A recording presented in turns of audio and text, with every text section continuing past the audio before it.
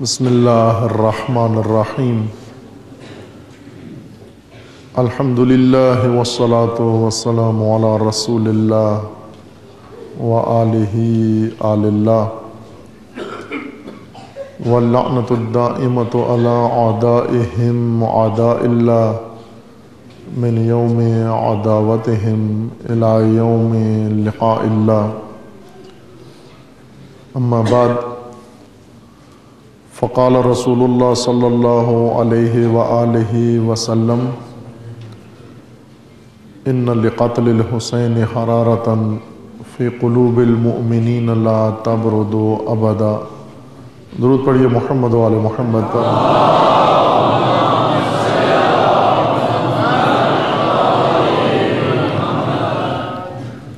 خداوند تبارک و تعالی تمام مومنین کو اپنے حفظ و امان میں محفوظ فرمائے۔ تمام مومنین کی حفظ و سلامتی کے لیے صلوات پڑھیے محمد و آل محمد۔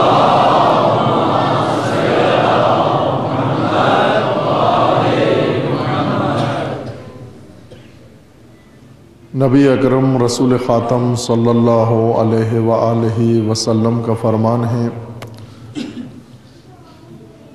شہادت حسین، قتل حسین و خون حسین میں ایسی تڑپ اور حرارت موجود ہے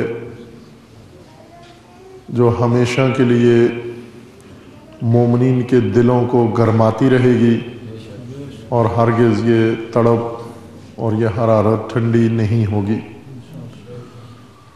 صدیاں گزر گئی ہیں اور مسلسل یہ عشق، یہ جوش، یہ ولولہ، یہ تڑپ اور یہ حرارت بڑھ رہی ہے اور بڑھتی ہی چلی جائے گی انشاءاللہ۔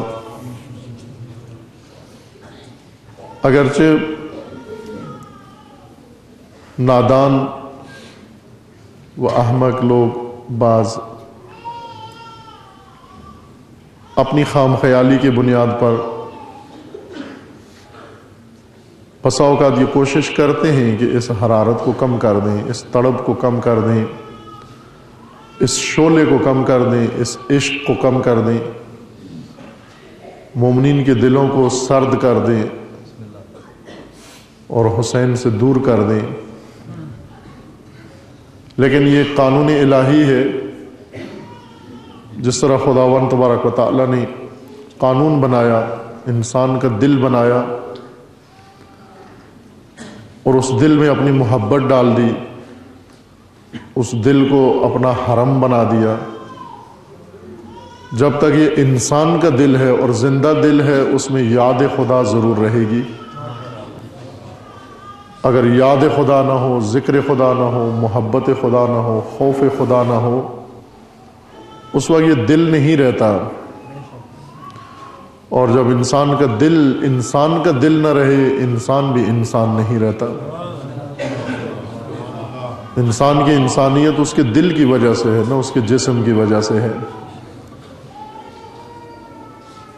اور دل اس وقت انسانی ہوتا ہے جب اس کے اندر یاد خدا و خوف خدا موجود ہو، اور خصوصاً روایات میں ہے کہ جب یہ خوف خدا جوانی میں انسان کے دل میں آ جائے، جب خدا کسی جوان کو انتخاب کر لے اپنی محبت کے لیے اور اس کے دل میں اپنی محبت ڈال لے،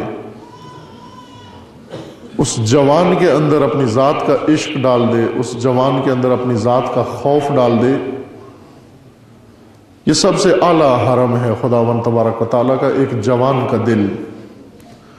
اگرچہ ہر عمر میں دل جب بھی خدا کے لیے تیار ہو جائے وہ حرم خدا ہے، لیکن خصوصاً جب جوان کے دل میں عشق خدا آ جائے، یہ بڑا پاکیزہ دل ہے۔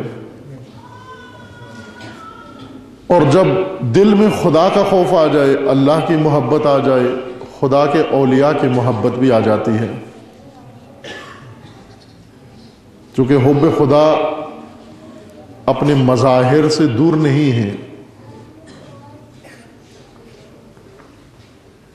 ان کنتم تحبون اللہ فاتبعونی یحببکم اللہ۔ اگر تم اللہ کو پسند کرتے ہو تو رسول اللہ کی پیروی کرو. رسول اللہ کی پیروی کا نتیجہ یہ ہوگا کہ اللہ تمہیں پسند کرے گا. اور خدا جس دل کو انتخاب کر لیتا ہے اس دل میں اپنے اولیاء کی محبت ڈالتا ہے، اور سب سے بڑھ کر حب علی و اولاد علی ڈال دیتا ہے. رسول اللہ سے روایت منقول ہے، اے علی، کبھی بھی کوئی مومن اگرچہ اسے شکنجوں میں جکڑا جائے، اسے خار مغیلہ پہ گھسیٹا جائے، اسے تکلیفیں و عذاب پہنچایا جائے، لیکن کبھی کوئی مومن تجھ سے نفرت نہیں کرے گا. اور اگر ساری دنیا کی لالچ کسی منافق کو دی جائے وہ کبھی تجھ سے محبت نہیں کرے گا. بعض چیزیں خدا نے معیار قرار دی ہیں. حب حسین، عشق بذات حسین، تڑپ جو عاشورہ و کربلا نے انسان کے دلوں میں ایجاد کی ہے، یہ معیار ہے خداوند تبارک و تعالیٰ کا بنایا ہوا. جس دل کو خدا نے اس نعمت کے لیے انتخاب کر لیا کہ اس میں غم حسین ڈال دیا، اس دل کے اندر کشش حسین ڈال دی، اس دل کے اندر وہ حرارت ڈال دی جو حرارت اسے ہرگز ٹھنڈا نہیں ہونے دے گی. انسانیت انسان کا معیار و علامت یہی محبتیں ہیں، یہی غم ہیں. محبتیں تو ہم سنتے رہتے ہیں، محبت آتی ہی اس دل میں ہے جس دل کو محبوب کے ساتھ کوئی مناسبت حاصل ہوتی ہے. لیکن اللہ کا ایک قانون بھی ہے عزیزان کہ خدا غم کے لیے بھی دل کو انتخاب کرتا ہے. ہر غم ہر دل میں نہیں ڈالتا. محبت کا قصہ ہم نے زیادہ سنا ہے، کافی سنا ہے، لیکن غم کا ماجرا نہیں سنا کہ خدا غم کے لیے بھی دل انتخاب کرتا ہے. ہر غم ہر دل میں خدا نہیں ڈالتا، ہر غم ہر دل میں خدا نہیں ڈالتا. ہم فخر کریں وہ دعائیں دیں ان لوگوں کو جنہوں نے ہمیں غم حسین سے آشنا کیا ہے، اور وہ لوگ جو غم حسین کو ہمارے دلوں میں زندہ رکھتے ہیں، وہ تازہ رکھتے ہیں اور اسے ٹھنڈا نہیں ہونے دیتے.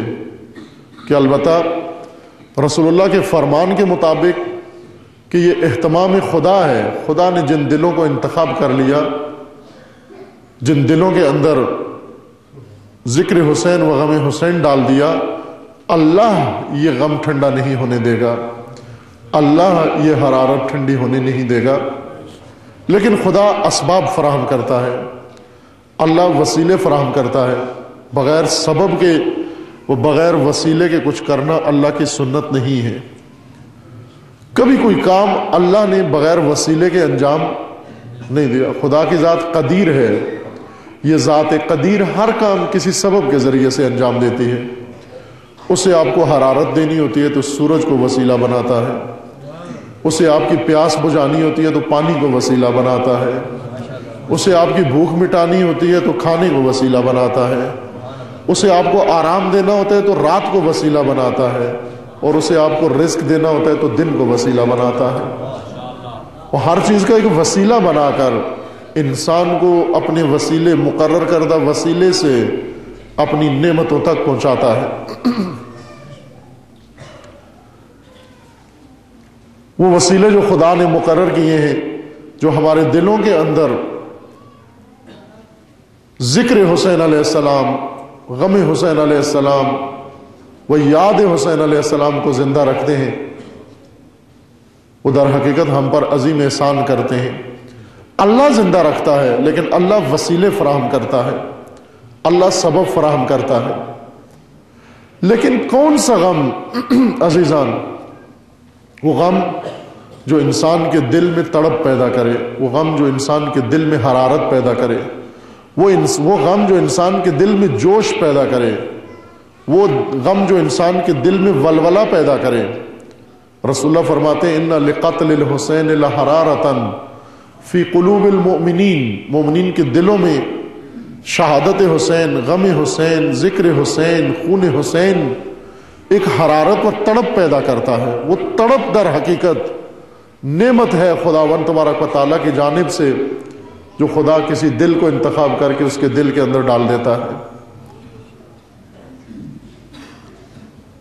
اگرچہ آج ہم دیکھتے ہیں کہ لوگ کئی غموں میں مبتلا ہیں. کسی کے دل میں غم دنیا ہے، کسی کے دل میں غم دورہ ہے، کسی کے دل میں غم مال ہے، غم اولاد ہے. ہر ایک انسان کے دل میں کسی نہ کسی چیز کا غم موجود ہے. اور انسان جس طرح اپنے ہم سے پہچانا جاتا ہے، اپنے غم سے بھی پہچانا جاتا ہے. لفظ استعمال کرتے ہیں نا، ہم دونوں ملا کے کرتے ہیں، ہم و غم. ہم و غم، ہم عربی زبان کا لفظ ہے، عربی کا ہم. ایک اردو میں ہم ہے جو ہم اپنے لیے استعمال کرتے ہیں. میں اور ہم، وہ ہم نہ. ایک فارسی میں ہم ہے، فارسی کا ہم بھی نہ، عربی زبان کا لفظ ہے ہم. ہم ہمت سے ہے، ہم حوصلے سے ہے، ہم ارادے سے ہے. ہم عربی زبان میں ہم ہمت کو کہتے ہیں. جب ہم کہتے ہیں نا تیرا ہم و غم کیا ہے، یعنی تیری ہمت کیا ہے، تیرا ارادہ کیا ہے، تیری مراد کیا ہے، تیری جستجو کیا ہے، تیرا مقصد کیا ہے، تیرا ہدف کیا ہے. جو چیز انسان کا ہم ہوتا ہے، جو انسان کا مقصد ہوتا ہے، جو انسان کی ہمت جس کے بارے میں ہوتی ہے، اسی سے دوری کا انسان کے اندر غم بھی پیدا ہوتا ہے. پہلے یہ دیکھنا ہوگا کہ آپ کا ہم کیا ہے. جو ہم ہے وہی آپ کا غم ہے. اگر ہم میں انسان دنیا ہے، غم انسان بھی دنیا ہے. اگر ہم میں انسان اولاد ہے، غم انسان بھی اولاد ہے. اگر ہم میں انسان شخصیت ہے، غم انسان بھی شخصیت ہے. اپنے غم دیکھو، اپنے ارد گرد کے لوگوں کے غم دیکھو. کبھی کوئی جوتے کے لیے غمگین ہے، کوئی جوڑے کے لیے غمگین ہے، کوئی موبائل کے لیے غمگین ہے، کوئی موٹر سائیکل کے لیے غمگین ہے، کوئی روزگار کے لیے غمگین ہے، کوئی ڈگری کے لیے غمگین ہے، کوئی ویزے کے لیے غمگین ہے. ہر شخص اسی چیز کے بارے میں غم میں مبتلا ہے جس کو اس نے اپنا ہم بنایا ہے، جس کو اس نے اپنا مقصد بنایا ہے. چونکہ غم انسان کے دل میں اسی وقت پیدا ہوتا ہے جب انسان اپنے ہم سے دور ہوتا ہے. اشارہ کیا میں نے، ہم عربی زبان میں، اردو میں ہم اور ہے، فارسی میں ہم، ساری زبانوں میں لفظ ہم استعمال ہوتا ہے، لیکن سب سے خوبصورت ہم عربی زبان کا ہم ہے. علی علیہ السلام کا فرمانا ہے کہ اے انسان، تیری قیمت وہی ہے جو تیرا ہم ہے. الانسان بقدر قیمت کل امرئ بقدر ہمتے. ہر انسان کی قیمت وہی ہے جو اس کی ہمت ہے. بعض اوقات ہم کہتے ہیں بڑی قیمتی جان چلی گئی. کہاں سے معلوم قیمتی جان تھی؟ کبھی کسی کا کوئی موبائل گم ہوتا ہے، کہتے ہیں بڑا قیمتی موبائل گم ہو گیا. موبائل سستے بھی ہیں اور قیمتی بھی ہیں، بے قیمت بھی ہیں اور قیمتی بھی ہیں. انسان بے قیمت بھی ہیں اور قیمتی بھی ہیں. بے قیمت انسان کون ہے اور قیمتی انسان کون ہے؟ علی علیہ السلام فرماتے ہیں جب انسانوں کی قیمت لگاؤ تو ان کا وزن نہ تولو کہ کتنے کلو کے ہیں. جب انسانوں کی قیمت لگاؤ تو ان کی ڈگریاں نہ تولو کتنی ڈگریاں ہیں اس کے پاس. جب انسان کی قیمت لگاؤ تو اس کا مال نہ تولو کہ کتنا مال ہے اس کے پاس. جب انسان کی قیمت لگاؤ تو اس کے خاندان نہ تولو کہ کس خاندان سے تعلق رکھتا ہے. جب انسان کی قیمت لگاؤ تو پہلے اس کی ہمت دیکھ لو کہ کیا مقصد ہے اس کا زندگی کے اندر. انسان کی قیمت انسان کے مقصد سے پیدا ہوتی ہے.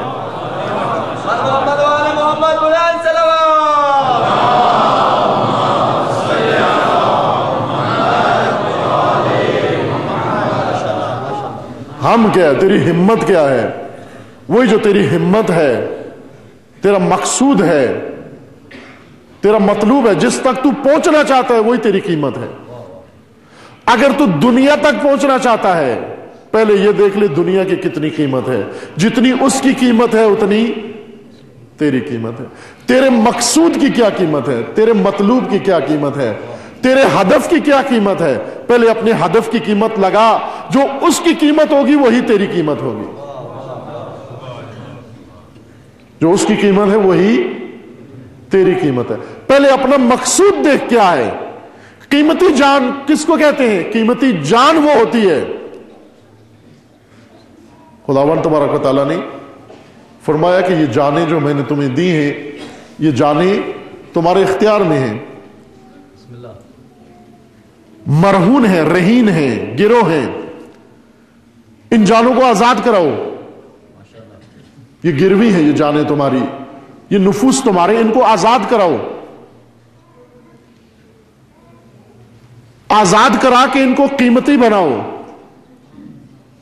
قیمتی بناؤ, اتنا قیمتی بناؤ کہ اس کائنات میں تمہاری جان کا کوئی خریدار نہ ہو. کیوں خریدار نہ ہو؟ اس لیے کہ کوئی اس جان کی قیمت ادا ہی نہ کر سکتا ہو. جب انسان اپنی جان کو اس نقطے پہ پہنچا دیتا ہے تو اللہ کہتا ہے یہ میں خریدار ہوں اس جان کا. دی میں نے ہے. جان سب کو اللہ نے دی ہے, سب کو اللہ نے دی ہے, لیکن بعض انسان نے اس جان کو بے قیمت کر دیا. اتنا بے قیمت کر دیا کہ اس جان کو ڈھیر پہ پھینک دو کوئی اٹھانے کے لیے تیار نہیں ہے. اور جس نے اس جان کو قیمتی بنا لیا اللہ اس جان کا خریدار ہے. ان اللہ اشترى من المؤمنین انفسهم, خدا نے مومنین کے نفوس خرید لیے ہیں. ومن الناس من یشری نفسه ابتغاء مرضات اللہ, کچھ لوگ ایسے ہیں جنہوں نے اپنے نفس کو رضائے خدا کے بدلے میں دے دیا. ان کے نفس کو اللہ نے خرید لیا, اس لیے کہ خدا کے علاوہ کسی کے پاس اتنا سرمایہ نہیں ہے. جان کو قیمتی بناؤ. آج کل ایک کاروبار ہے سکریپ کا, شاید یہاں بھی کچھ لوگ بیٹھے ہوں جن کا کاروبار سکریپ کباڑ کا کاروبار کرتے ہیں. کباڑ یعنی ردی چیزیں, جو چیزیں استعمال ہو چکی ہیں, خراب ہو چکی ہیں, خراب گاڑیاں, خراب مشینیں, خراب آلات, خراب بہت ساری چیزیں جو لوگ استعمال کرتے ہیں, جب وہ استعمال کے قابل نہیں رہتی ان کو کہتے ہیں کباڑ ہے. یہ کباڑیا, اس کا کاروباری کباڑ خریدنا ہے. اور کباڑ آپ کو معلوم ہے, جب آپ گاڑی خریدنے جاتے ہیں لاکھوں روپے میں خریدتے ہیں, لیکن جب یہ گاڑی ایکسیڈنٹ ہو کے کباڑ بن جاتی ہے تول کے بیچتے ہیں, اس کو تول کے بیچتے ہیں, کباڑ بن گئی ہے. قیمتی چیز لے کر آئے تھے, استعمال کر کے ایکسیڈنٹ کر کے اس کو کباڑ بنا دیا, سکریپ بنا دیا. سکریپ کو لوگ کباڑ کے بہو خریدتے ہیں. آپ بے شک کہو کہ یہ گاڑی میری 50 لاکھ روپے کی تھی, کباڑیا کہتا ہے 500 سے زیادہ کی ابھی نہیں ہے, دینی ہے تو دو, نہیں تو اپنا راہ لو. ٹھیک ہے, ہوگی کسی وقت 50 لاکھ کی, اس وقت 50 لاکھ کی تھی جب اس کے اندر ایسی صلاحیت و خصوصیت تھی جس نے اس کی قیمت کو 50 لاکھ کر دیا. لیکن تو نے اس کو سنبھالا نہیں, تو نے اس کو سکریپ اور کباڑ بنا دیا. اب یا اس کا کوئی خریدار نہیں, اگر خریدار بھی ہے تو کباڑیا خریدار ہے. عزیزان, خدا نے ہمیں جان دی, جان دے کر خدا نے کہا یہ جانیں تمہارے پاس ہیں, چاہو تو ان کا سکریپ بنا دو, چاہے تو ان کو قیمتی بنا دو.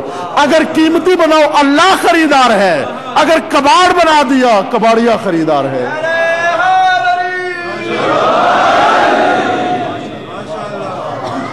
آج دیکھ لیں بہت سارے لوگ ہیں جن کو کباڑیوں نے خرید لیا ہے. بہت سارے اپنے آپ کو کباڑیوں کے لیے تیار کر رہے ہیں, کباڑ کے لیے تیار کر رہے ہیں, اپنا کچرا بنا رہے ہیں, اپنا سکریپ بنا رہے ہیں. عزیز من, سکریپ بنو گے کون خریدے گا؟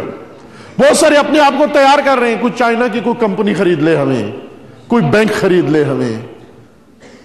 اگر چائنا کمپنی خرید لے, اگر کوئی ملٹی نیشنل کمپنی خرید لے, اس نے انسان نہیں خریدا, کباڑ خریدا ہے. تو نے اپنے آپ کو کباڑ بنایا ہے, لہذا کباڑیے نے خریدا ہے. اگر تو نے اپنے آپ کو قیمتی بنایا ہوتا, اللہ خریدار ہوتا تیرا, اللہ خریدار ہوتا تیرا.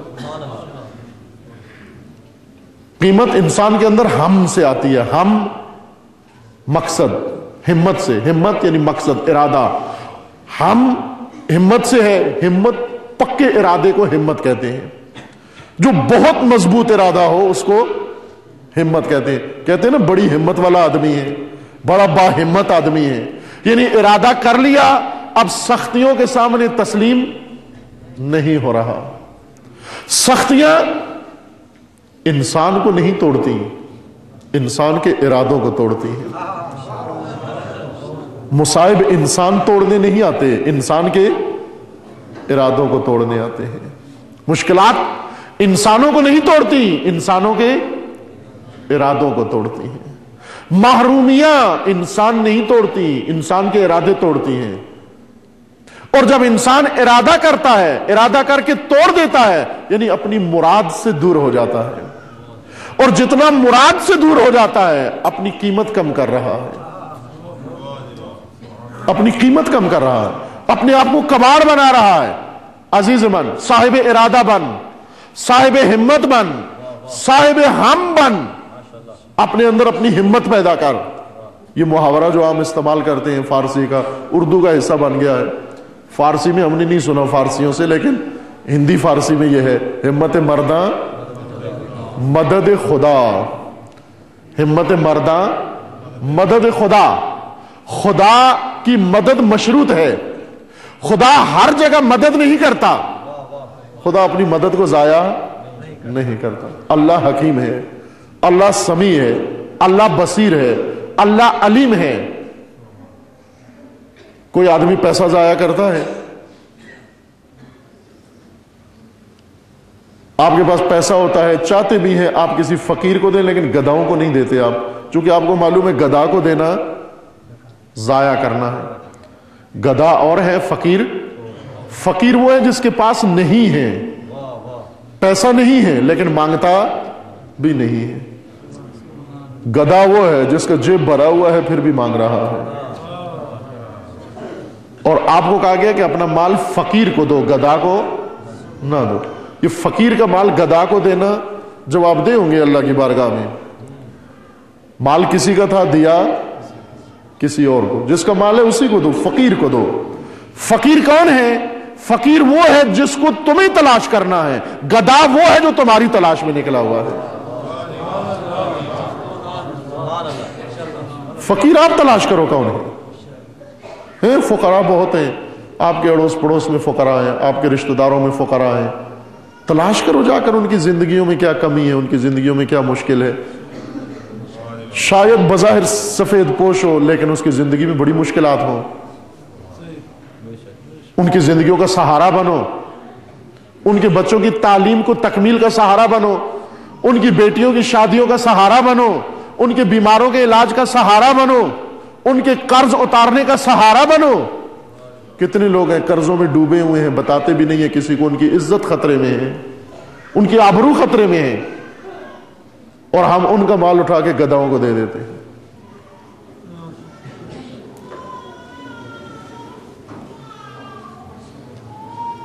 اپنے آپ کو قیمتی بناؤ. قیمت ہم سے پیدا ہوتی ہے. مضبوط ارادہ رکھو, صاحب ارادہ بنو. اللہ نے اپنی امداد مشروط کر دی ہے. اللہ کا فرمان ہے میں ہر ایک کی مدد نہیں کرتا. کس کی مدد کروں گا؟ ان تنصر اللہ ینصرکم, جو میری مدد کرے گا میں اس کی مدد کروں. اللہ بے نیاز, اللہ غنی, اللہ قدیر, اللہ قوی، یہ اسماء اللہ ہے. اسماء اللہ ہے نا، کبھی پڑھتے ہوں گے، سنتے ہیں آپ. اللہ کے اسماء میں سے قوی، قوت والا، قدیر، قدرت والا، محیط، احاطے والا، صمد، بے نیاز، غنی، بے نیاز. جو ذات بے نیاز ہے، جو ذات قدیر ہے، جو صمد ہے، وہ ذات کہہ رہی ہے اٹھو میری مدد کرو. اللہ آپ کو کس چیز کی مدد کی ضرورت ہے؟ خدا کا جواب آئے گا، وہی میری مخلوق جو تمہارے پڑوس میں تھی، اگر تم اس کی مدد کرتے تو میری مدد ہوتی ہے. قرآن مجید میں آیت ہے وَمَن يُقْرِضُ اللَّهَ قَرْضًا حَسَنًا، کون ہے جو اللہ کو قرض حسنہ دے؟ وہ حیرت کی بات ہے، اللہ کو قرض حسنہ دے. اے اللہ تم محتاج ہو گیا، تجھے قرض کی ضرورت پڑ گئی. قرض تو وہ لیتا ہے جو بالکل ختم ہو جائے. تو بے نیاز خدا، تو خالق و مالک خدا، تجھے قرض کی ضرورت پڑی. جواب آئے گا وہ تیرے پڑوس میں جو میری مخلوق تھی، جو مقروض تھا اور تجھ سے مانگنے آیا تھا، جو ضرورت مند تھا تجھ سے مانگنے آیا تھا قرض، اگر تو اس کو دے دیتا تو اس قرض دینے کا شرف اتنا بڑا تھا کہ گویا تو خدا کو دے رہا ہے.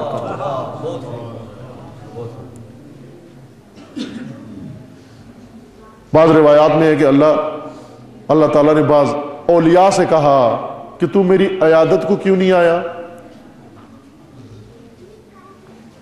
تو میری عیادت کو کیوں نہیں آیا؟ اس نبی خدا یا ولی خدا نے پوچھا، پروردگار سمجھ نہیں آئی، تیری عیادت کو آنا، مگر تو مریض ہوتا ہے، تو مبرہ ہے، تو پاک ہے، تو مقدس ہے، تو مصبہ ہے، تو اجل ہے، تو اعلیٰ ہے، تو مریض کب ہوتا ہے میں تیری عیادت کو آؤں؟ جواب آیا وہ تیرے پڑوس میں جو میری مخلوق، وہ شخص وہ مریض تھا، وہ میرا مخلوق تھا، اگر تو اس کی عیادت کو جاتا ایسا ہی تھا جیسے اللہ کی عیادت کو گیا.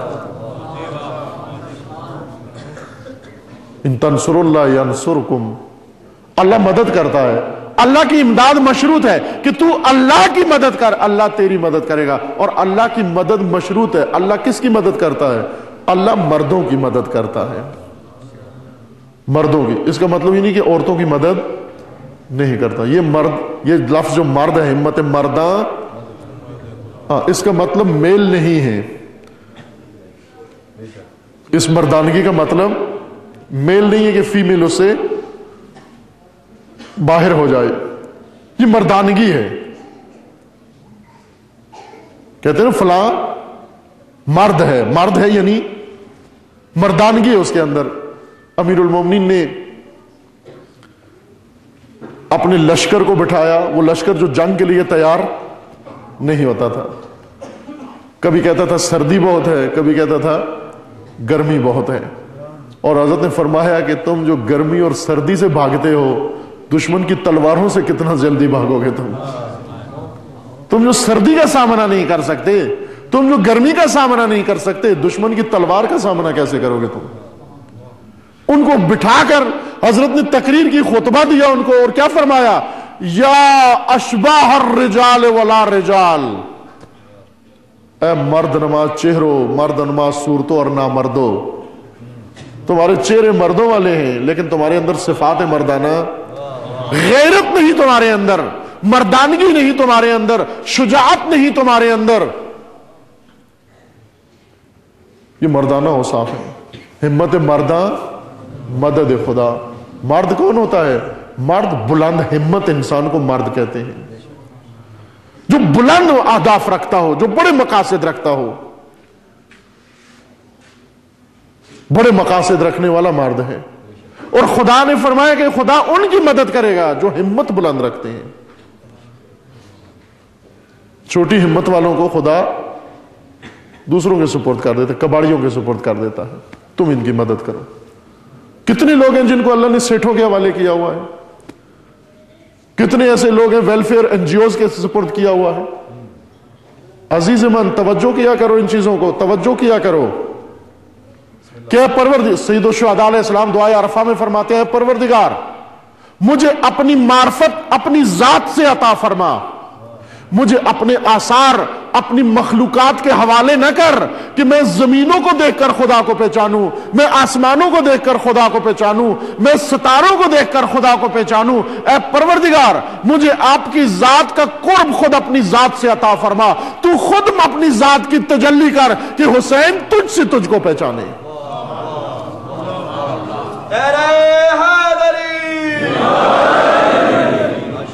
مجھے ان کے سپرد نہ کر کہ میں ان میں بھٹکتا پھروں، کائنات میں تجھے تلاش کرتا پھروں۔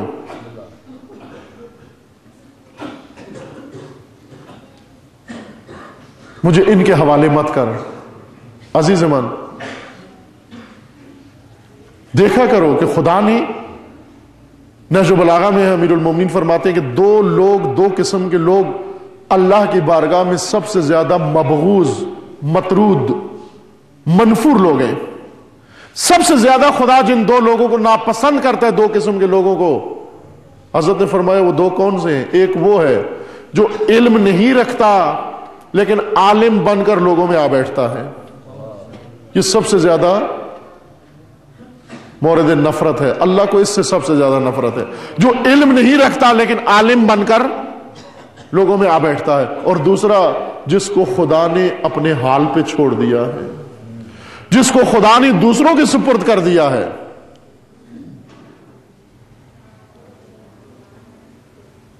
خوش نہ ہو امبیسیاں ہماری پرورش کریں، ہمیں چندے دیں، این جی اوز کی مدد سے ہم اپنی مشکلات حل کریں۔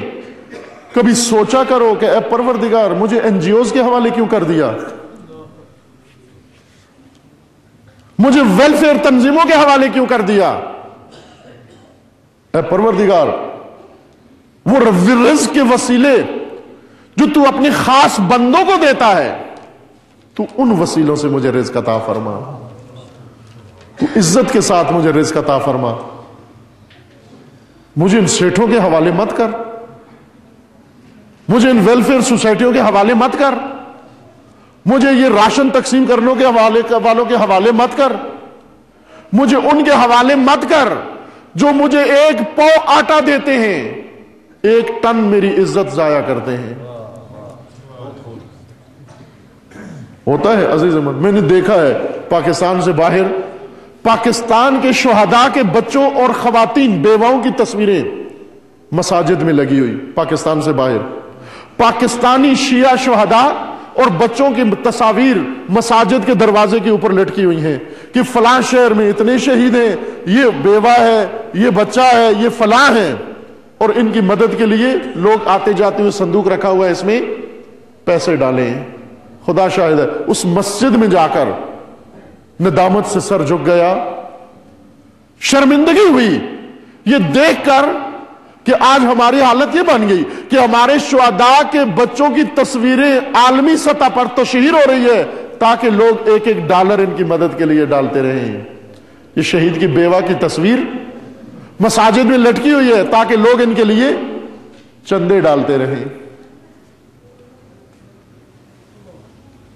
خدا کیوں ان کے سپرد کر دیتا ہے؟ خوش نہ ہوا کرو کہ ہماری مدد فلاں جگہ سے ہو رہی ہے۔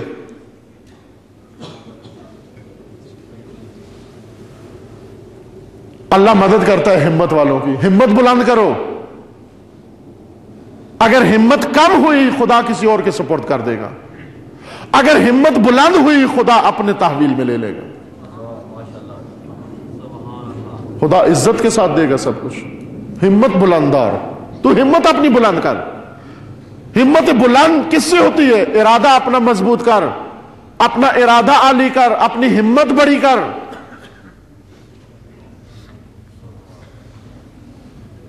عموماً میں عرض کرتا ہوں، مجھے اقبال کے شاہینوں سے ایک اقبال کو گلہ تھا، ایک مجھے گلہ ہے۔ اقبال کو گلہ کیا تھا کہ سبق شاہین بچوں کو دے رہے ہیں خاک بازی کا۔ یہ بچے ہیں شیر کے، سبق نصاب بکری کا ہے۔ کتابیں بکری کی، استاد بکریاں، تعلیم ساری بکریوں والی تعلیم کس کو دے رہے ہیں؟ شیر کے بچوں کو۔ شیر کے بچوں کی کلاس لگتی ہے، تعلیمی نظام میں جاتے ہیں، ایڈمیشن ہوتا ہے شیر کے بچے کا۔ شیر کے بچے کو جا کر کسی جگہ لومڑی کا درس دیا جا رہا ہے، کسی جگہ بکری کا درس دیا جا رہا ہے، کسی جگہ گیدڑ کا درس دیا جا رہا ہے، کسی جگہ آپ دیکھ لو یہی درس دیا جا رہا ہے. جہاں شیر کے بچے کو اگر تقویٰ سکھانا ہے تو شیر والا تقویٰ سکھاؤ، نہ بکری والا تقویٰ سکھاؤ. بکری کو فارسی میں کہتے ہیں بز. اتنی فارسی آتی ہے سب کو. بکری کو فارسی میں کیا کہتے ہیں؟ بز. اور جس کا دل بکری والا ہو اس کو کہتے ہیں بزدل. بزدل یعنی بکری والا دل. بکری کا دل کیا ہے؟ بکری گیدڑ کوئی خونخوار جانور نہیں ہے، مردخار ہے. گیدڑ شکاری جانور نہیں ہے. پالا پڑتا ہوگا اسلام آباد میں تو گیدڑ ہیں. کچھ عرصہ ہمیں بھی توفیق رہی ہے یہاں پہ. گیدڑ رات کو بولتے تھے اس وقت، آج کل نہیں معلوم بولتے ہیں یعنی.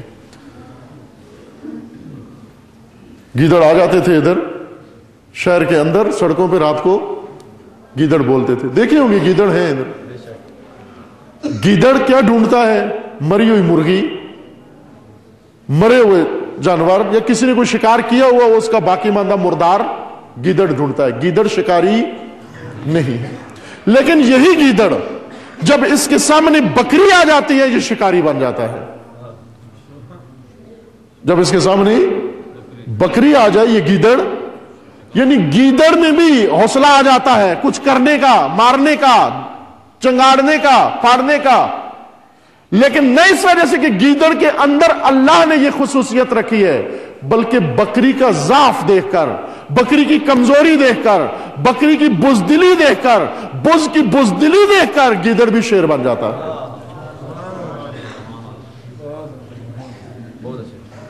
خوب شیر کے بچوں کو جب بکریوں کا تقویٰ سکھائیں، یہی ہوتا ہے علم دین یعنی علم تقویٰ. یہ تقویٰ کیسا سکھایا؟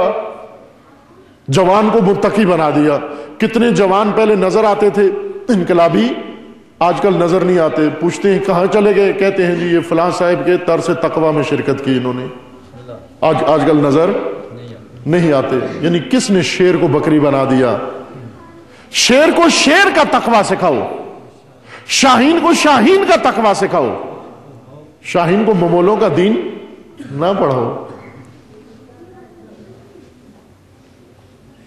تعلیمی اداروں کے اندر جاتے ہیں وہ شاہین کے ممولے بنا رہے ہیں، شیر کو بکری بنا رہے ہیں، اور بہت کامیاب تعلیمی نظام ہے.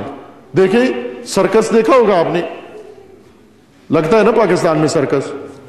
وہ جانور، وحشی جانور جنگلی پکڑ کر ان کو مسخ کر کے کرسی پہ لا بٹھاتے ہیں. ہاتھی کو کرسی پہ لا بٹھاتے ہیں، شیر کو کرسی پہ لا بٹھاتے ہیں، سٹول پہ لا بٹھاتے ہیں، اور ہم تالیاں بجاتے ہیں. یہ رونے کا مقام ہے. جب ایک شیر آپ بلی بنا ہوا دیکھو تو رو، ہنسو مت. کیوں کہ انسان نے یہ ستم کیا، یہ ظلم کیا کہ شیر کو بلی بنا کر سرکس میں تماشے کے لیے لے آیا. اور اس سے بڑا ظلم انسان کے ساتھ کر رہا ہے کہ انسان کے بچوں کو، جو اقبال کے بقول شاہین کے بچے تھے، ان کو جب بلی بنا دیتا ہے، ان کو جب خرگوش بنا دیتا ہے، ان کو جب چوہوں جیسا درس دیتا ہے، ان کو جب بکریوں والا تقویٰ سکھاتا ہے، اس سرکس کے منظر سے بھی زیادہ قبیح منظر ہوتا ہے. اتنا کرسی پہ بیٹھا ہوا شیر برا نہیں لگتا جتنا ایک جوان جس کے اندر سے روح نکال دی گئی، ہمت چھین لی گئی ہے ہم سے، بزدل بنا دیا ہمیں. بزدل، دین بزدلوں والا، دنیا بزدلوں والی، تعلیم بزدلوں والی، انتخاب بزدلوں والا، مستقبل بزدلوں والا، فیکلٹی بزدلوں والی، استاد بزدل. ہر طرف زمین آسمان سے بزدلی ہی بزدلی. اور بزدلی کے آج اثرات آپ دیکھ رہے ہیں پاکستان. یہ ذلت، یہ بزدلی کا نتیجہ ہے، بے غیرتی کا نتیجہ ہے. آج جو اس ملک کو سامنا کرنا پڑ رہا ہے، اس ملت کو سامنا کرنا پڑ رہا ہے،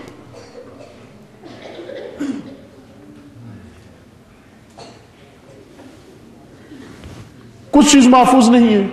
فوج پر حملے ہو رہے ہیں، مملکت کی یہ حالت بن گئی ہے، حکمرانوں کی یہ حالت بن گئی ہے، اور ملت ٹی وی پہ بیٹھ کے تماشا دیکھ رہی ہے. سرکس ٹی وی دکھاتا ہے، وہاں جانور ہیں یا انسانوں کا سرکس دکھاتا ہے روز ٹی وی. یہ پاکستانیوں کی درگت بنی ہوئی ہے، بزدلی بے غیرتی کی وجہ سے بن گئی ہے.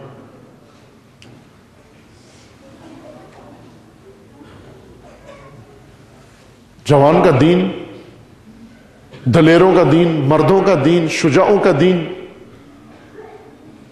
کربلا بزدلوں کے لیے نہیں تھی، عاشورہ بزدلوں کے لیے نہیں ہے. عاشورہ کا کیا ربط ہے بزدلوں کے ساتھ؟ لیکن بزدلوں کو بھی اگر بتا دیا جائے کہ تو بھی عاشورائی بن سکتا ہے، کیسے کہ کوئی رسم عاشورہ کی بجا لا، تو بھی کربلائی و عاشورائی ہو جائے گا. عزیز من، کربلا رسم نہیں ہے، کربلا رسم نہیں ہے، کربلا بزم بھی نہیں ہے. یہ گمان ذہن سے نکال دو کہ ہم بزم عذاب منعقد کر کے کربلائی ہو جائیں گے اور ہم رسم کربلا انجام دے کر کربلائی ہو جائیں گے. کربلا نہ بزم ہے نہ رسم ہے، کربلا رزم ہے، دلیروں کی رزم ہے، شجاعوں کی رزم ہے، ہمت مردہ کی رزم ہے. وہاں پر اگر بچہ بھی تھا تو مردانہ لڑا، وہاں پر اگر بوڑھا بھی تھا تو مردانہ لڑا، وہاں پر اگر خواتین بھی تھی تو مردانہ لڑی.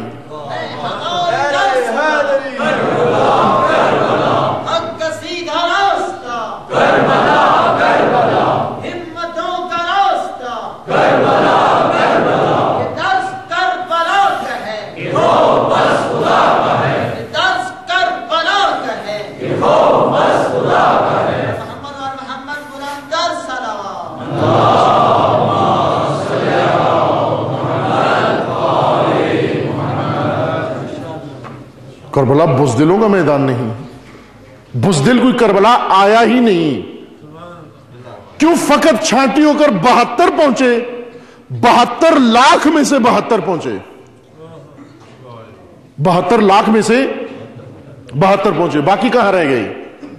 باقی کہاں بیٹھے ہوئے تھے؟ کربلا میں فقط بہادر اور شجاع آئے.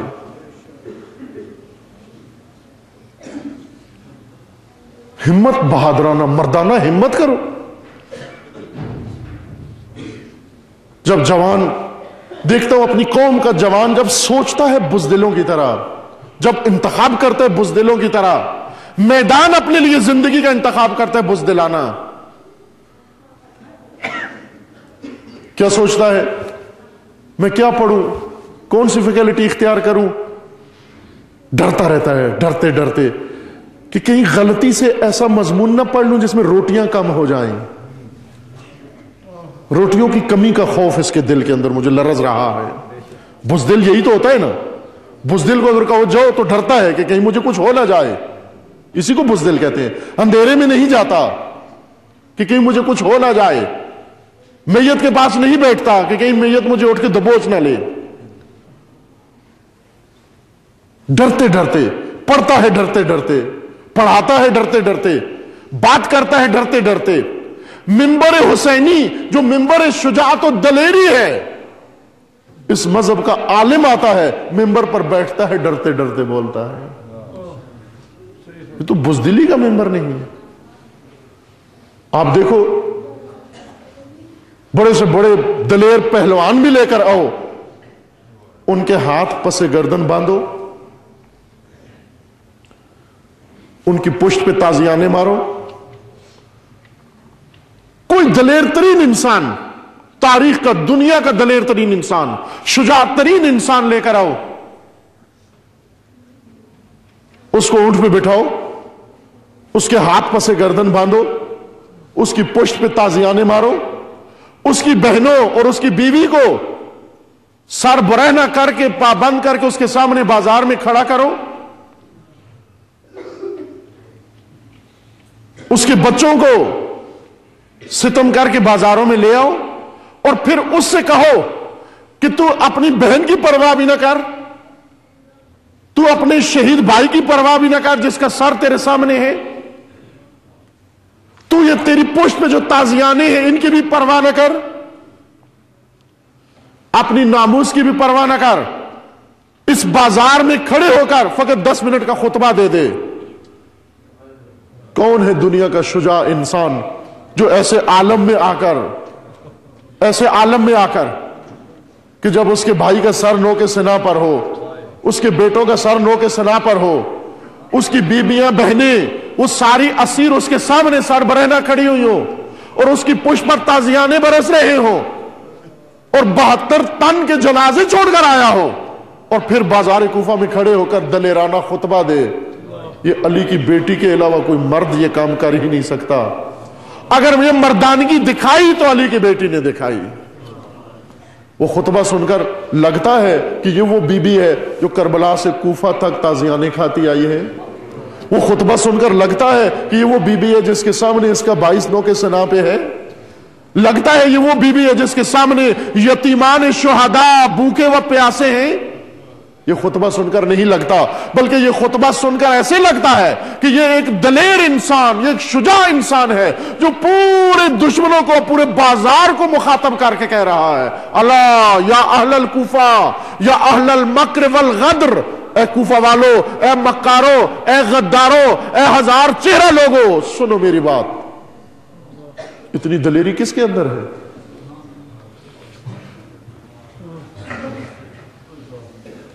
بنت علی وہاں رسم تو نہیں کوئی انجام دے رہی تھی، کوفہ رسم گاہ نہیں تھی، کوفہ بزم گاہ نہیں تھی، کوفہ زینب کی رزم گاہ تھی، کوفہ زینب کی رزم گاہ تھی، کربلا حسین کی رزم گاہ تھی، کوفہ و شام زینب کی رزم گاہ تھی۔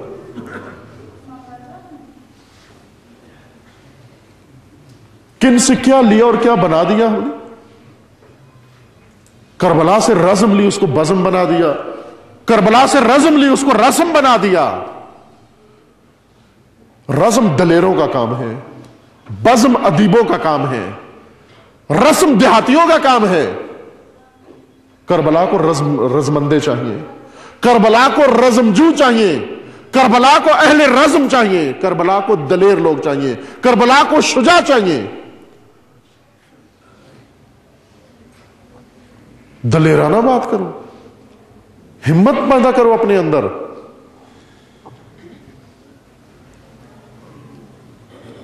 ہم بلند کرو اپنا، مقصود اپنا بڑا رکھو، مقصد عالی رکھو اپنا۔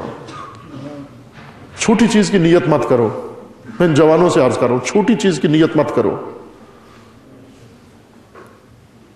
ختم ہو جاؤ گے۔ ہم بلند کرو اپنا، جب ہم تمہارا بلند ہو جائے گا، غم بھی تمہارا بلند ہو جائے گا۔ پہلے خدا توفیق ہمت دیتا ہے، پھر خدا توفیق غم دیتا ہے۔ ہم یعنی ہمت و پختہ ارادہ اپنے مقصد تک پہنچنے کا، اور غم اس مقصد سے دوری کا غم۔ غم کہتے ہیں مقصد سے دوری، وہ احساس جو انسان کے اندر پیدا ہوتا ہے کہ میں پیچھے رہ گیا، اس کو غم کہتے ہیں۔ غم یہ نہیں ہوتا کہ وہ آگے چلا گیا، غم یہ ہوتا کہ میں پیچھے رہ گیا۔ میں کیوں پیچھے رہ گیا؟ یہ غم ہے۔ غم فقدان کی وجہ سے ہوتا ہے، غم ہجران کی وجہ سے ہوتا ہے، غم پیچھے رہ جانے کی وجہ سے ہوتا ہے۔ اپنے ہم بلند کرو، غم بھی بلند کرو۔ غم کس چیز کا ہو؟ آپ کو غم نہ ہو روٹیوں کا، آپ کو غم نہ ہو جوتوں کا، آپ کو غم نہ ہو لباس کا، آپ کا غم نہ ہو نوکری کا، آپ کا غم نہ ہو ملازمت کا، آپ کا غم نہ ہو خواہشات کا، آپ کو غم نہ ہو ہوس کا، آپ کو غم نہ ہو شہوات کا۔ اگر خدا نے آپ کو ہمت بلند عطا کی ہے تو غم بھی اتنا ہی بلند عطا کرو۔ غم حسین سے مراد یہ نہیں، غم حسین سے مراد یہ نہیں کہ حسین کے قتل کی وجہ سے ہمیں غم ہو رہا ہے، افسوس ہو رہا ہے، یہ احساساتی غم ہے۔ غم حسین سے مراد کیا ہے؟ یعنی وہ غم، وہ ہم جو حسین کا تھا وہ حسین کے پیروکار کا ہو جائے، اور وہ غم جو حسین کا تھا وہ حسین کے پیروکار کے دل میں آ جائے۔ محمد والے محمد بلے سلام۔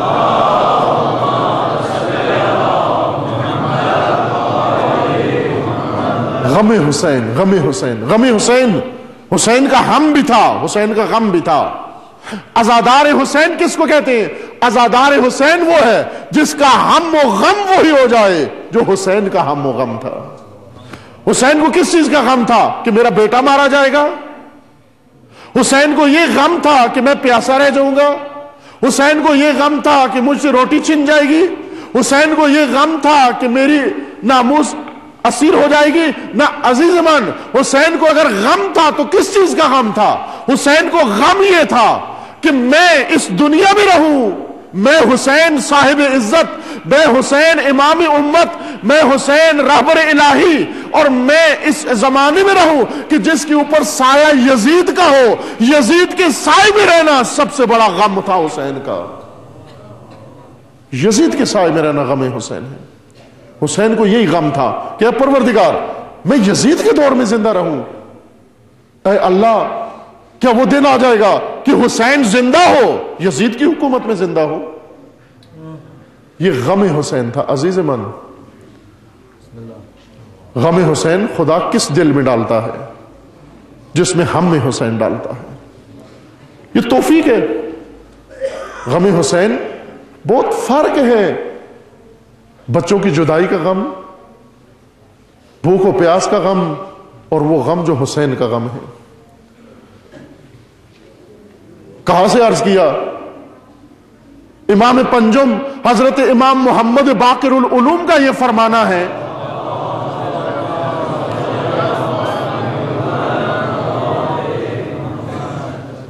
امام فرماتے ہیں کہ ہر عید کا دن جب آتا ہے، عید فطر و عید ضحیٰ کا دن آتا ہے، ہم آل محمد کا غم تازہ ہو جاتا ہے۔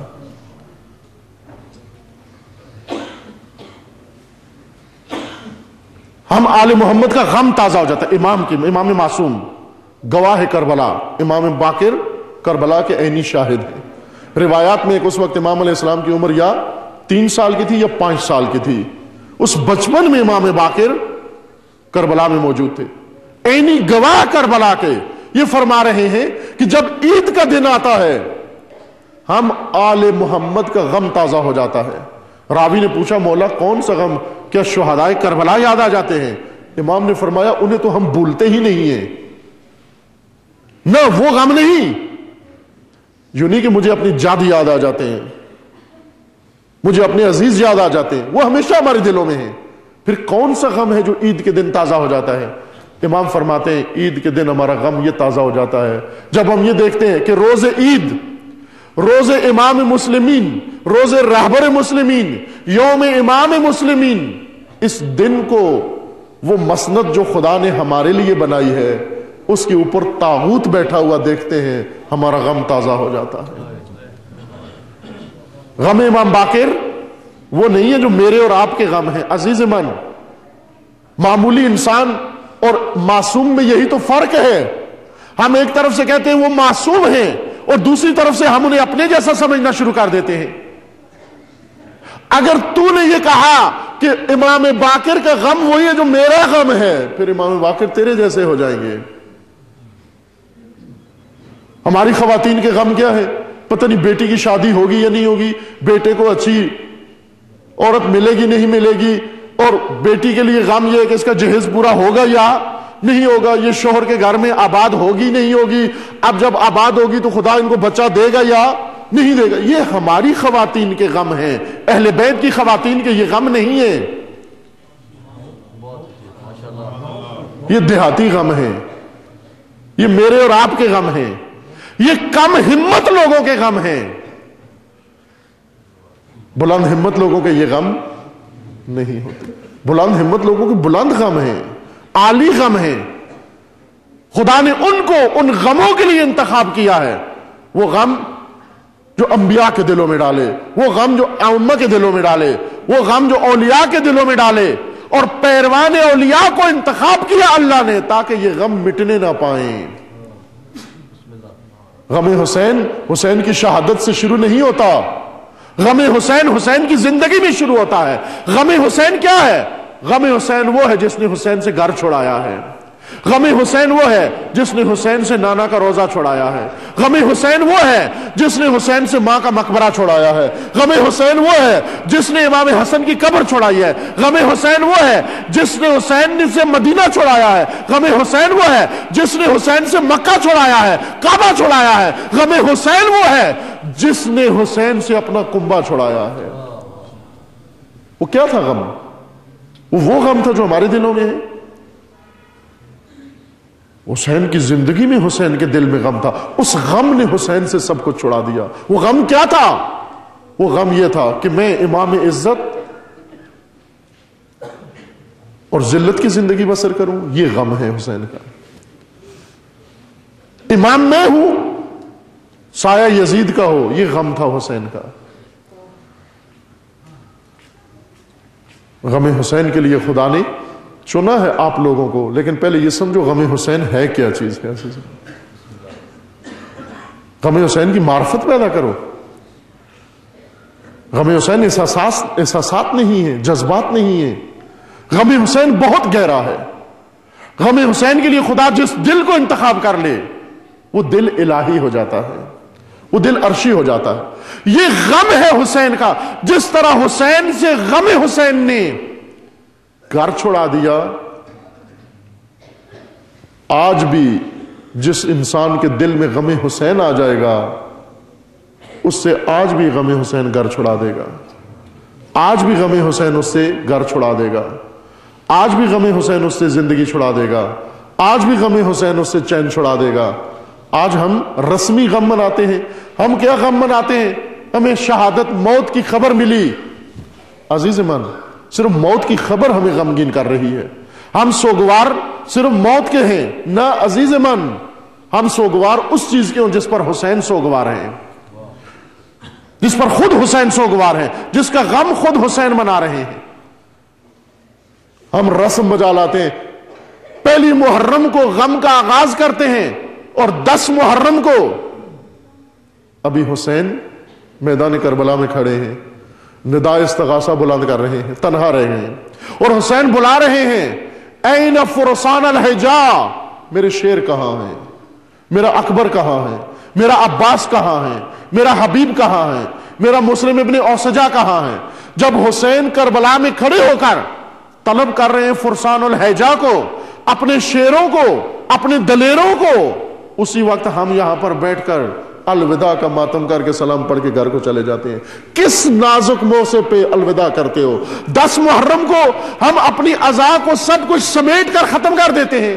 10 محرم کو ہم اپنا عزا خانہ بند کر دیتے ہیں. 10 محرم کے بعد اختتام ہو گیا. جس دن حسین کا غم شروع ہوتا ہے ہماری رسم ختم ہو جاتی ہے. غم حسین شروع ہوتا ہے اس دن, ہماری رسم ختم ہو جاتی ہے.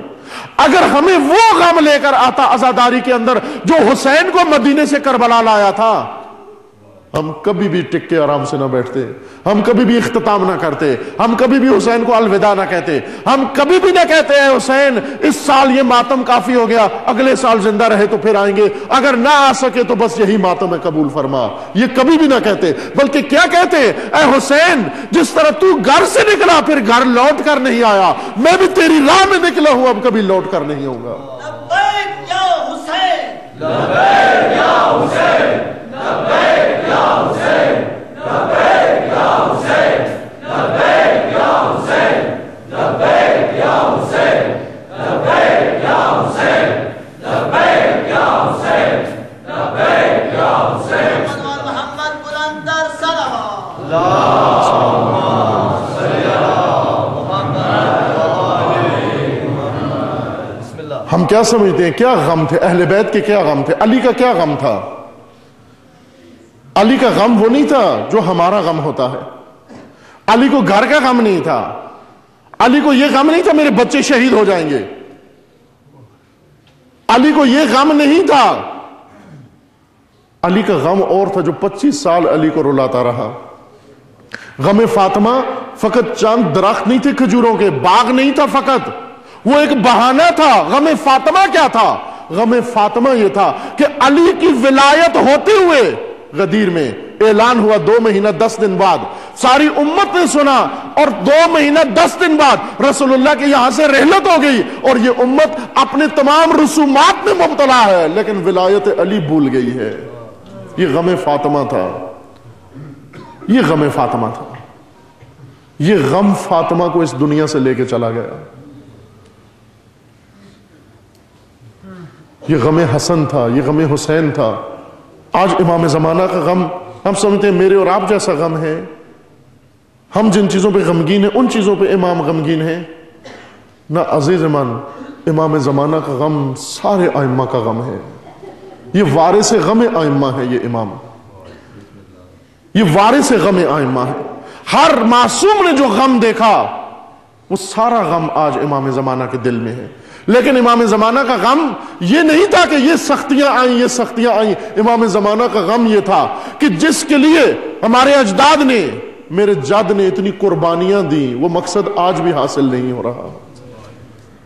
امام زمانہ کا غم کیا ہے؟ امام زمانہ کا غم یہ کہ میں 1200 سال سے پردہ غیبت میں منتظر بیٹھا ہوں کہ کب وہ نسل پیدا ہوتی ہے، کب وہ جوان پیدا ہوتا ہے جو آ کر امام زمانہ کو اس غم سے بچائے، اس غم سے نکالے، آج وہ میدان ہموار کرے تاکہ ظہور عدالت ہو جائے، ظہور امام ہو جائے، اور امام آ کر وہ سارا غم اس کی تلافی کر جو تاریخ بھر میں چھایا رہا۔ یہ غم ہے امام زمانہ کا۔ امام زمانہ غمگین ہے، نہ ان واقعات سے جنہوں ہم سمجھتے ہیں۔ امام زمانہ کو غم عزیز من میرے اور آپ کے رویوں سے، ائمہ کے غم، اولیاء کے غم بڑے غم ہوتے ہیں۔ کن لوگوں کو خدا دیتا ہے؟ جن کے ہم بڑے ہوتے ہیں، جن کی ہمتیں بڑی ہوتی ہیں، جن کے ارادے بڑے ہوتے ہیں۔ خدا نے روٹیوں کا غم ہر ایک کے اندر ڈال دیا، خدا نے ہر عورت کے اندر احساساتی غم ڈال دیا، ہر وہ شخص، وہ چہرہ جس کو نسوانی شکل دی، اس کے اندر خدا نے یہ غم بھی ڈال دیے۔ بچوں کے غم، بچوں کے کپڑوں کے غم، بچوں کی زندگیوں کے غم، بچوں کی شادیوں کے غم، بچوں کی مشکلات کے غم، بچوں کی بیماریوں کے غم، یہ ہر عورت کے اندر موجود ہیں۔ لیکن غم فاطمہ زہرا الگ ہے، غم زینب علیہ الگ ہے، غم خدیجہ کبریٰ الگ ہے۔ ان غم کا وارث کون بنے گا؟ وہ غم خدا ہر دل میں نہیں ڈالتا، وہ غم خدا ڈالتا ہے جس میں پہلے ہم ڈالتا ہے۔ جس کا ہم خدا ہو جائے اس کا غم بھی خدا ہو جاتا ہے، جس کا ہم حسین ہو جائے اس کا غم بھی حسین ہو جاتا ہے، جس کا ہم دین ہو جائے اس کا غم بھی دین ہو جاتا ہے، جس کا مقصد دین ہو جائے اس کا غم بھی دین ہی ہوتا ہے، جس کا ہم اسلام ہو جائے اس کا غم بھی اسلام ہو جاتا ہے۔ سید الشہداء سے اس غم نے گھر چھڑایا، اور سید الشہداء نے حل میں ناصر مانگے۔ ناصر کون سے؟ کون ہے جو آ کر وارث غم حسین بنے؟ یہ غم کون اٹھائے؟ بقول حافظ شیرازی کے، پردلی باید بار غم کشد، پردلی باید بار غم کشد، رخش می باید تن رستم کشد۔ پردلی باید یعنی کوئی ایسا عاشقانہ دل ہو، کوئی بڑا دل ہو، جس دل کو خدا نے بہت وسعت و شر عطا کی ہو تاکہ وہ بار غم کا بوجھ اٹھا سکے۔ غم کا بوجھ الہی بوجھ ہے، یہ الہی بوجھ ہے، الہی غم۔ پردل باید بار غم کشد، وہ دل چاہیے جو اس غم کا بوجھ اٹھا سکے۔ اور منتظر ہے غم حسین، غم حسین منتظر ہے عزیز من، کب وہ نسل پیدا ہوتی ہے کہ خدا اس کو امین غم حسین بنا دے۔ غم حسین، وہ غم جو حسین کے دل میں تھا، وہ حسین کے دل سے حسین کے پیروکاروں کے دل میں منتقل ہو جائے۔ اس غم کو برداشت کرنے کے لیے بڑے غم اور جھیلنے پڑتے ہیں۔ اس غم کا وارث بننے کے لیے حسین وارث انبیاء ہیں، وارث آدم ہیں، وارث نوح ہیں، وارث ابراہیم ہیں، وارث اسماعیل ہیں، وارث موسیٰ ہیں، وارث رسول اللہ ہیں۔ زیارت وارثہ میں پڑھتے ہیں آپ، کیا وراثتیں ملی حسین کو ان انبیاء سے؟ جائیدادیں ملی، اموال ملے، یہی غم ملا حسین کو۔ غم ابراہیم کے وارث حسین ہیں، غم نوح کے وارث حسین ہیں، غم آدم کے وارث حسین ہیں، غم موسیٰ کے وارث حسین ہیں، غم عیسیٰ کے وارث حسین ہیں، غم رسول اللہ کے وارث حسین ہیں، اور آج حسین کھڑے ہو کر کربلا میں اپنے غم کا وارث مانگ رہے ہیں۔ حال من ذاب یذب عن حرم رسول اللہ، کوئی ہے وارث غم حسین جو حسین کا غم آ کر اٹھائے، حامل غم حسین بن جائے؟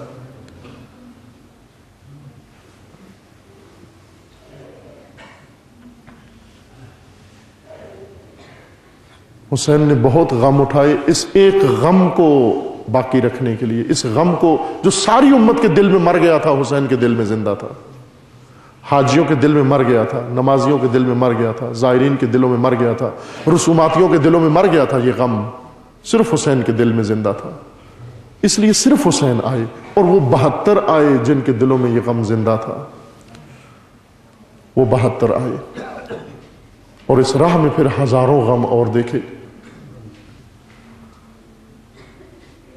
ان غموں میں سے ایک غم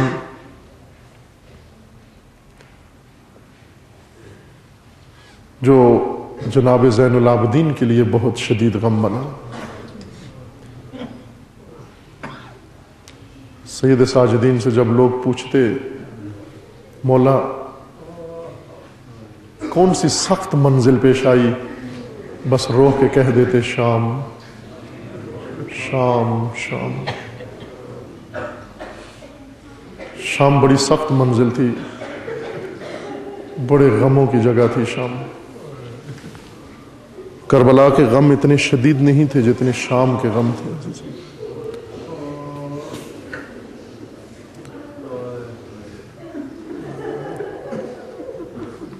جب دربار یزید میں بیویوں کو آل رسول کو لے جایا گیا، رسیوں میں باندھ کر، دربار سجا کر، نشیوں کو نشے تقسیم کر کے پلا کر، حکم دیا گیا کہ آل رسول کو لے آئیں۔ آل رسول کو ایک قطار میں اندر لایا گیا، آ کر چاروں طرف لوگ بیٹھے ہیں، درمیان میں آل رسول کو کھڑا کر دیا گیا۔ کھڑا کر کے یزید پوچھتا ہے، میں نے سنا تھا حسین کی ایک بہن تھی جس کا نام زینب تھا، جزاکم ربکم، کہتا میں نے سنا تھا حسین کی بہن تھی جس کا نام زینب تھا، آیا کربلا میں ماری گئی ہے یا اسیر ہو کے شام آ گئی ہے؟ ایک لعین نے اشارہ کیا، نہ یزید، کربلا میں ماری نہیں گئی، اسیر ہو کے شام آ گئی ہے۔ بس عزادارو، یہی غم سید سجاد تھا۔ جب تک سید سجاد زندہ رہے، وہ منظر دربار کا جب یاد آ جاتا، وہ منظر دربار کا جب یاد آ جاتا، جب بی بی دربار میں گئی، منظر دیکھا دربار کا، پکار کر فرماتی ہیں، ہمارے استاد بزرگوار حضرت آیت اللہ جوادی آملی اکثر یہ فرمایا کرتے ہیں کہ یہ ایک جملہ عزاداروں کے لیے قیامت تک رونے کے لیے کافی ہے، قیامت تک رونے کے لیے کافی ہے۔ یہ بنت علی کا ایک جملہ، بنت زہرا کا ایک جملہ، کہ جب دربار شام میں گئی، چاروں طرف بی بی نے جب نگاہ دوڑائی اور اس کے بعد ایک جملہ کہا آیا تم میں کوئی مسلمان موجود ہے؟ تم میں کوئی مسلمان موجود ہے؟ آیا میں مسلمانوں کے مجمع میں کھڑی ہوئی ہوں؟ آیا یہ رسول اللہ کا کلمہ پڑھنے والے ہیں؟ یہ رسول اللہ کے کلمہ گو کس کو دیکھ رہے ہیں؟ میں رسول اللہ کی بیٹی ہوں جس کا تم کلمہ پڑھتے ہو، آیا کوئی موجود ہے؟ جب یزید کو بتایا گیا، نہ یزید ماری نہیں گئی، اسیر ہو کے شام آ گئی ہے، اس لعین نے نشاندہی کی، کیا بتایا؟ علامت کیا بتائی؟ کہا وہ ایک بوڑھی خاتون کے کندھے پر ماتھا رکھ کر، کھلے بالوں والی، جس کے ہاتھ پسے گردن بندے ہیں، جو خاتون سر ٹیک کے کھڑی ہے، وہی حسین کی بہن زینب ہے۔ بس یہ جملہ نکلنا تھا، سید ساجدین کا غم ابدی ہو گیا، سرمدی ہو گیا، پورے دربار کی نگاہیں اٹھی، پورے دربار کی نگاہیں اٹھی، یزید کی نگاہ اٹھی۔ اس وقت سید سجاد نے یہ مرحلہ کیسے برداشت کیا ہوگا؟ امام جب بھی سنتے شام کا نام آتا، اٹھ کر کھڑا ہو کر فریاد کرتے، ہائے شام، اللہ لعنت اللہ علیہ۔